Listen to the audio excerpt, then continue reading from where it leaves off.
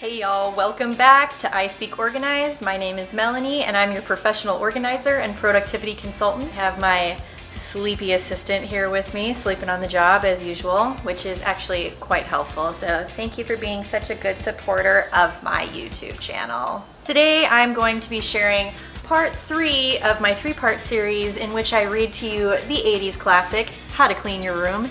If you have not checked out the first 2 videos in this series, I encourage you to click the card up here and go watch those first 2 videos so you know what the heck this book is all about.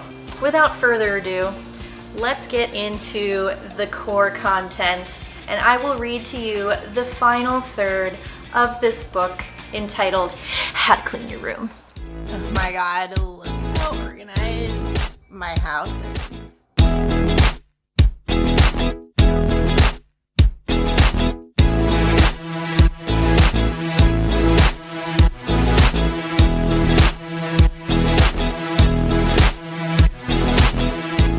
If you had a rough time deciding what to do with the things on your bed, you may need to get your room organized so that everything has a place. That's why I do what I do for a living. It's fun to organize. If you decide to organize your things, be sure to 1. Begin with a clean room. If you begin with a disorderly room, you'll only make a bigger mess when you empty out your shelves and drawers. This will most likely frustrate you and make you want to quit before the job is done and then hire me to help you. The frog says, "You look frustrated already." And I agree. This kid looks uberty-duberty frustrated. Side note, someone please bring me some chapstick. Number 2, work on one small area at a time. If you empty every shelf and drawer out at the same time, you'll create a mess that will be overwhelming, and you may end up doing a sloppy job just to get it done. Knowing how much clutter you have in your life is important to understand the scope of the work that needs to be done. I actually do, in a lot of cases, encourage my clients to do the opposite of what this book is telling you so that you're more motivated to purge and declutter properly. Everyone is different, so this advice could be perfectly applicable to most people. Everyone's different. Everyone's different. Yeah. To help you organize your room, 1, get 3 large boxes, ones that can be closed. Label one box, toss. Label the second box, recycle. And label the third box, hold. Wow, I am such a dork. Oh my gosh. Okay, here are some items you're gonna need. Several shoe boxes or cigar boxes that can be gotten from a shoe store. Covered cans work well too. Oh, this is for like little supplies and things like that, I think. Large cardboard boxes, preferably ones that have lids.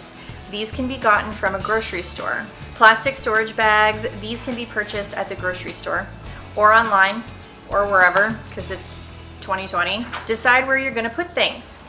This is my favorite book, and it's entitled My Favorite Book. How cute. If you're like most kids, you will need to choose a special shelf, drawer, or area for each of these groups of things. So there's books, magazines, comic books, etc., arts and crafts materials, stationery supplies, for example, papers, pencils, erasers, personal supplies, combs, brushes, perfume, mementos, for example, photos, remembrance, and keepsakes. Put all of the contents of one shelf, drawer, or closet on the bed. Once you have picked something up, put it away. Don't set it back down. I mean, yes, if you take nothing else away from this book, this is the key to being successful in your decluttering journey. Okay, ready? Pick each object up one at a time, decide what to do with that object, and then do it. Once you have picked something up, put it away. Don't set it back down. If you pick up an article and decide that it is of no use to anyone, this means that it is completely used up or destroyed. Put it in a box marked toss. If you pick up an article that's in good workable condition but you don't want it anymore, put it in the box marked recycle. If you pick up an article that you're not sure about, for example, one that you haven't used in a long time, but one that you're not sure you want to get rid of, put it in the hold box. If you pick up an article that you are currently using and want to keep, put it away carefully in the special place that you have chosen for it. Here are a few tips to remember as you put things away.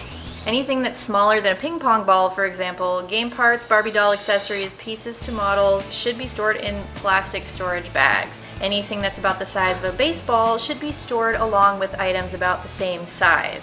If there's no room in your drawers or closets to store your groups, store all the things in one group together in a box. Label your drawers, shelves, and boxes, etc. so that anyone who puts your things away will put them in the right spot. Well, isn't that handy? Yes. You may want to put all your shirts or blouses together and all your pants together and so on. Or you may want to put all your play clothes together and all your good clothes together. Any plan you decide to use will help you find things more easily and will remind you of what has and has not been worn. Put your freshly washed clothes on the bottom of the stack and then use the clothes on the top of the stack. This way everything will be used and you won't end up wearing the same old thing over and over again. So clothing rotation. The things in your recycle box can be given to a good friend, traded to someone else, sold, or given to an organization that recycles used things. Once your room is organized, it'll be easier to keep it that way if you put a wastebasket in your room for your trash, put dirty clothes hamper in your room for dirty clothes, straighten up your room every day. I doubt it. Clean your room at least once a week and completely organize your things at least twice a year. The end of messy rooms that cause unhappy parents and frustrated kids. Happy little face here, yes, and very, very tall parents. They probably are like, 12 feet tall. Whew. I hope you guys enjoyed this 3-part series of how to clean your room. Thanks for sticking around with me, and please consider subscribing to my channel if you're interested in more tips and tricks from a professional organizer like myself. I create new videos every week. I hope to see you in the future. We have arguably a little bit too much fun with organizing and productivity. So if this sounds like you and you want to be part of my speaker fam, please hit the subscribe button. You see my face? Go ahead and tap it and you will be subscribed and you will officially be a member of the speaker fam. Thanks again for sticking around and watching this video. I will see you all next time. Bye!